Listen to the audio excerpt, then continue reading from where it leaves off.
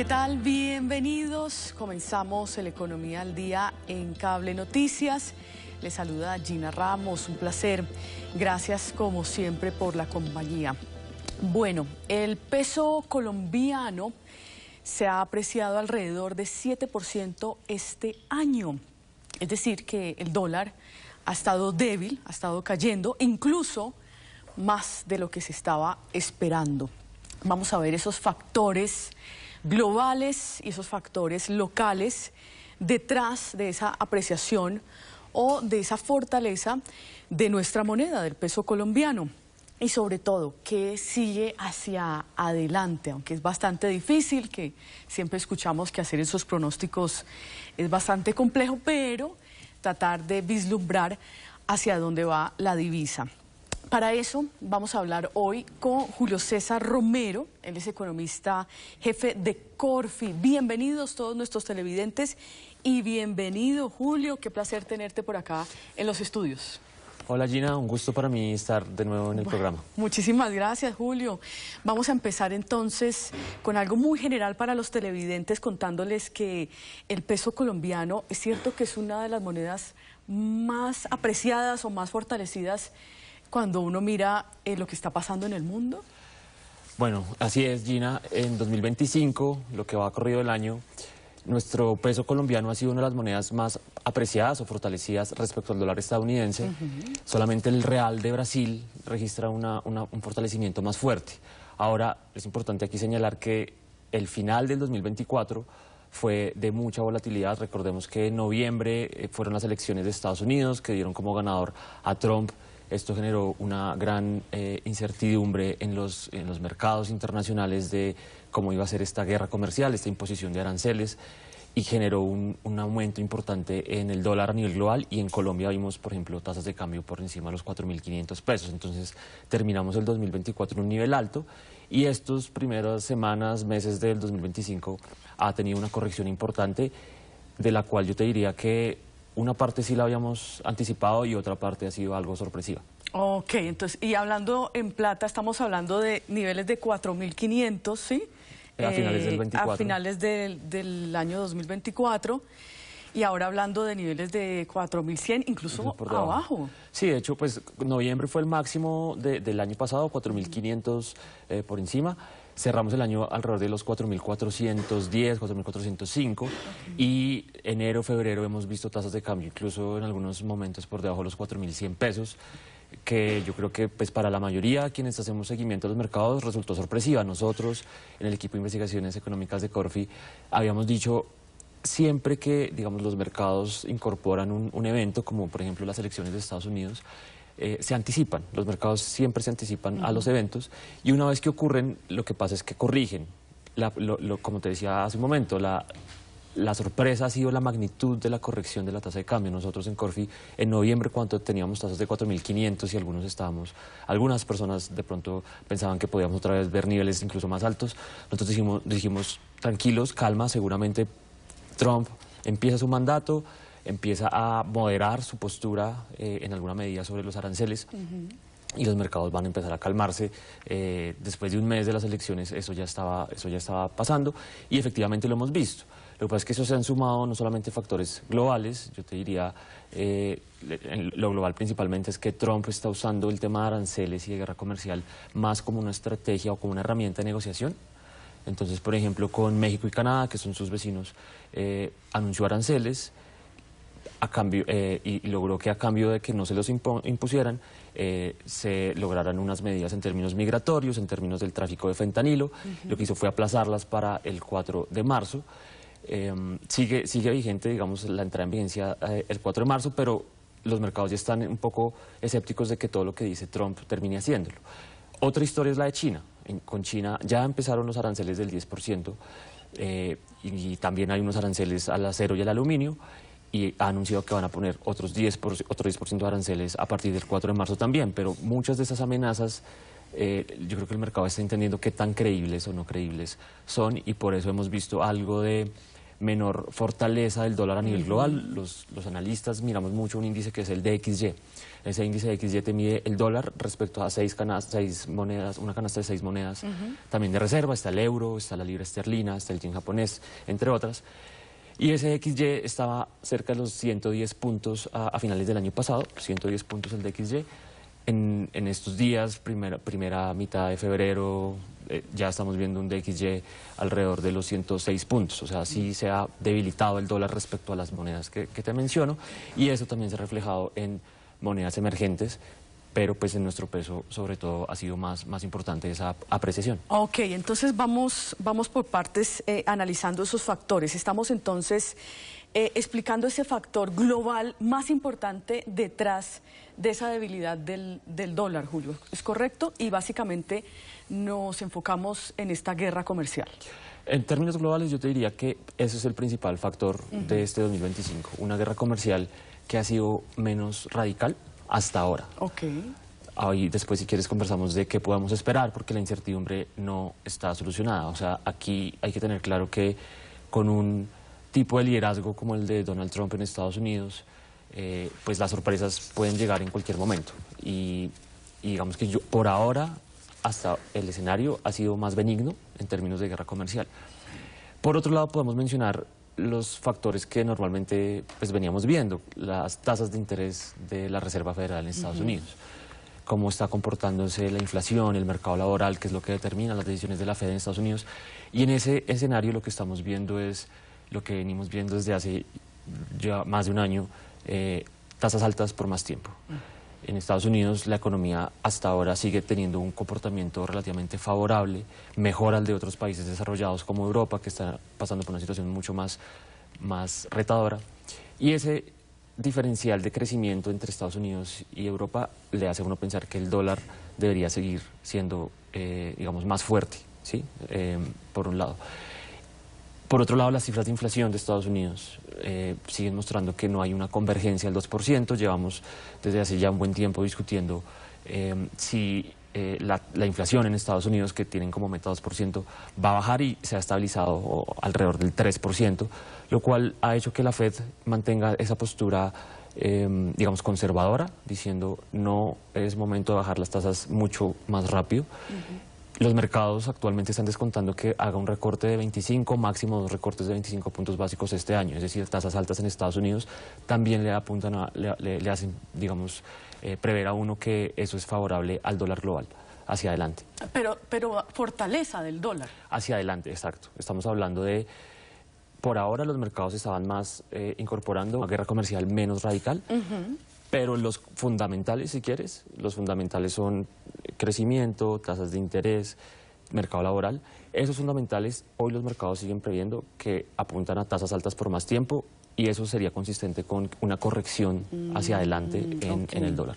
Ok, o sea, el panorama podría cambiar un poco más adelante cuando hablamos de... Así es como lo estamos viendo en Corfi. Creemos que este episodio está represando algo en los mercados, y de pronto es difícil saber cuándo, pero yo creo que hacia los próximos meses podemos ver que el dólar, el DXY, el que te hablaba, vuelva a niveles más altos. Ok, el que nos hablabas hace un momento de que estaba en 110... y ahorita está en 106. A finales del año pasado, ¿sí? Así es. Y ha estado bajando, pero entonces lo que se espera es que vuelva a retomar. Es una discusión muy interesante. Nosotros creemos que eso es lo que puede pasar en el corto plazo, pero depende mucho de la geopolítica. La geopolítica importa mucho. Hemos tenido en estos días no solamente anuncios de aranceles, de si entran o no en vigencia. Yo te diría, el tema de la guerra entre Rusia y Ucrania está dando un giro que pocos preveían.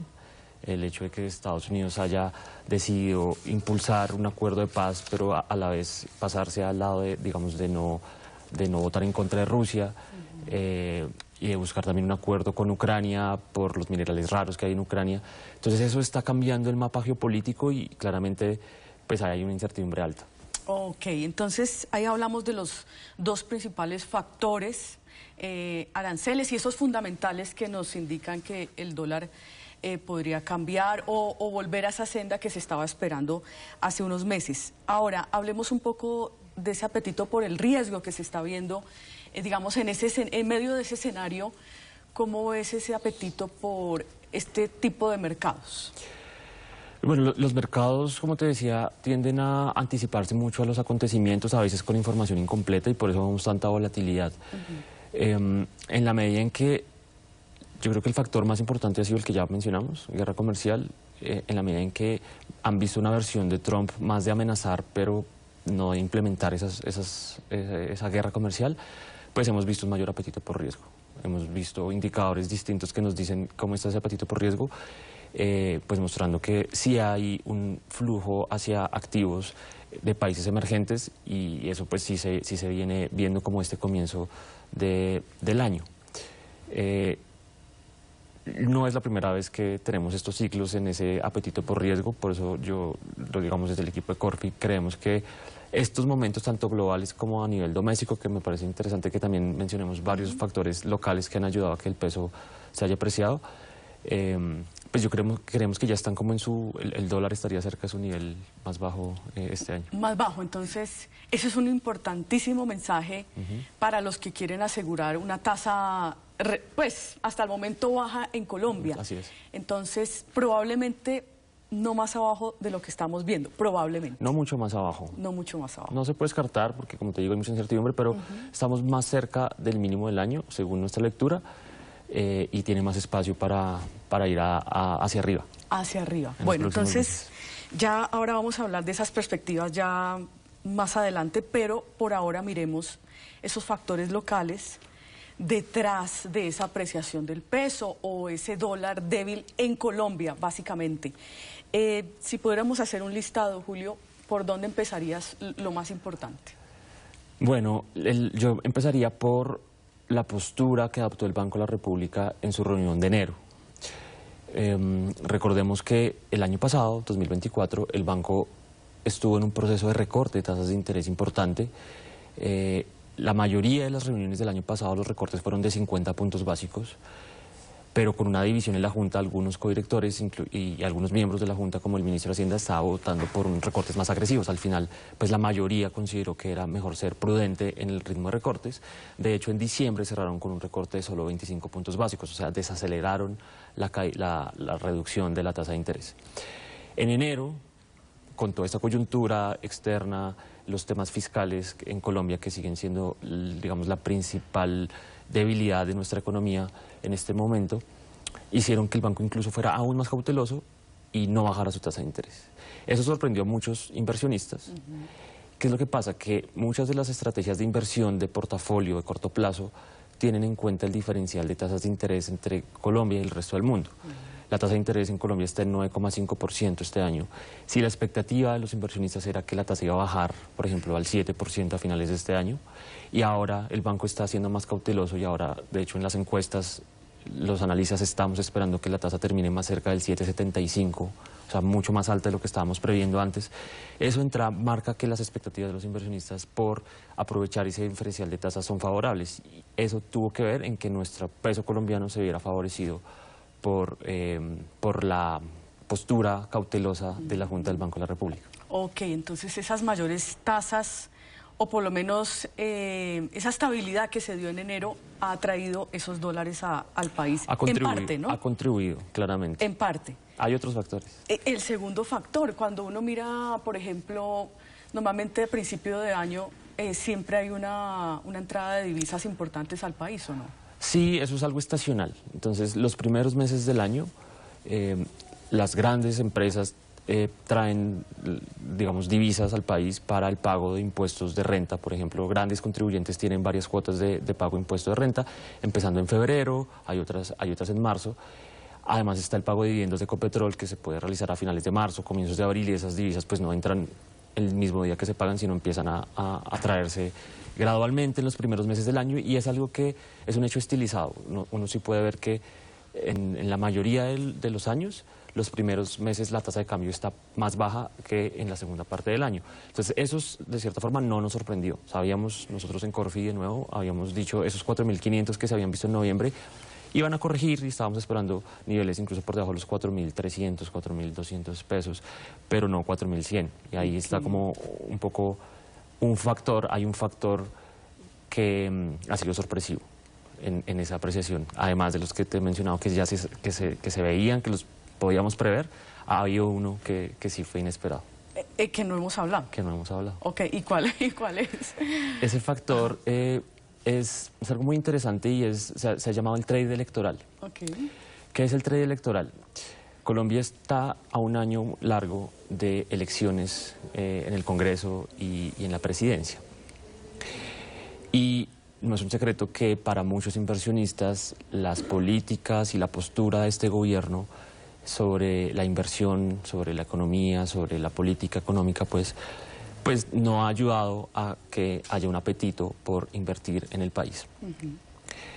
A falta de poco más de un año, hay algunos inversionistas con cierto perfil de riesgo, amantes del riesgo diría yo, que pueden considerar que es momento de entrar al país, anticipándose a un cambio político antes de que, digamos, se pongan caras, por ejemplo, las acciones.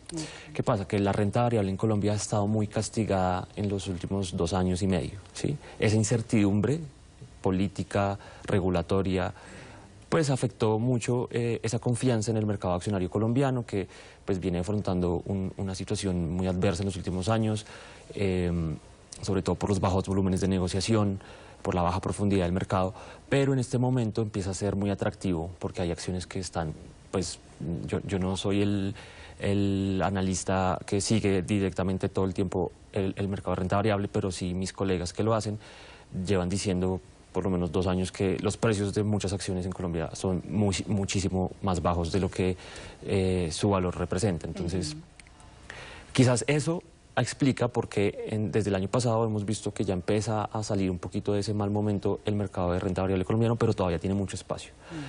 Y la inversión de este tipo de fondos que buscan esa rentabilidad y anticiparse a, por ejemplo, los eventos políticos, pues ha ayudado, por eso se llama trade electoral o election trade, a que el mercado accionario sea un receptor de flujos de inversión, buena parte de extranjeros, buena parte en dólares, contribuyendo de pronto a que la tasa de cambio esté aún más baja de lo que nosotros, los analistas de Corfi, estábamos previendo. Ok, entonces ese fue el factor sorpresa básicamente para ver ese dólar más barato en nuestro país.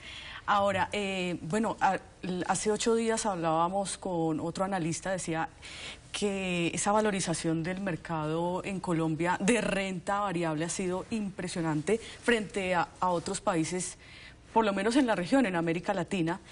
Y bueno, parecería que detrás está esa expectativa de un cambio entonces de gobierno hacia adelante. Hay varios factores, depende el momento del tiempo en el que tú empiezas a comparar los mercados. Si uno coge 2024, Colombia fue de los más valorizados, efectivamente. Pero si tú tomas un periodo más amplio y empiezas en 2022, Colombia está por debajo de lo que están otros mercados de la región. Es decir, a pesar de que se ha recuperado, todavía no está al mismo nivel de lo que están, por ejemplo, mercados como Brasil, Chile, Perú. Todavía hay un castigo y por eso, digamos, la expectativa es que podría todavía haber algo bueno, todavía hay un espacio de valorización en muchas acciones y en general en el mercado accionario. Bien, entonces hablamos de esos factores, diferencial de tasas de interés en Colombia versus otros países. También hablamos de esas entradas de divisas que normalmente vienen por esta época para pago de impuestos, dividendos y esta gran sorpresa que es ese probable cambio de gobierno. Esa expectativa. Expectativa. Sí, exacto. Ok.